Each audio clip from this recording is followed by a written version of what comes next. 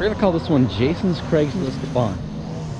I don't know if it's kind of his deal, but the backstory is he's selling this ski, and we all know that selling stuff on Craigslist is such a pain because people are so incredibly stupid when they talk to you about stuff. So he's pretty much got this sold, so now he's just jerking people around who ask him stupid questions. Well, I'm not just jerking people around, but it's like once someone's like talking to you, and usually if it's like an older person, so you expect that they just do what they say instead of being like, yeah, I'll be there soon, and then not show up, or they show up and then they're like, will you take $500? And you're like, no. So it seems like it'll sell, but you know, we'll see. You never know.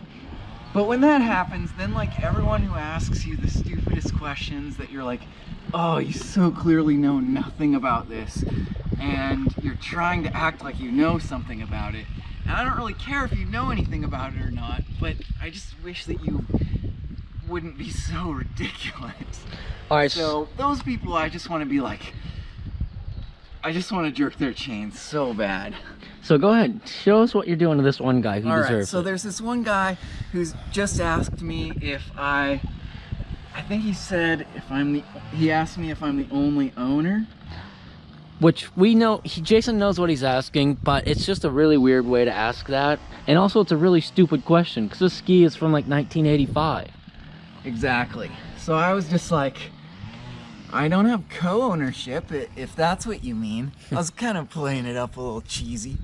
And then he just asked me if I'm the only buyer. Really just want to say to him right now, no, I'm selling the ski, not buying. All right, so go ahead and do that and we'll videotape it. I don't know. Then you're like putting this guy's number on there, well, that or way, something. That way all our subscribers can like text him and no, that ain't right.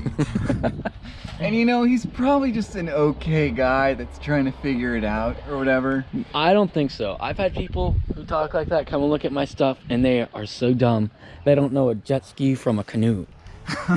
Okay, I know what you mean, and I actually wouldn't have known what this guy meant except for yesterday.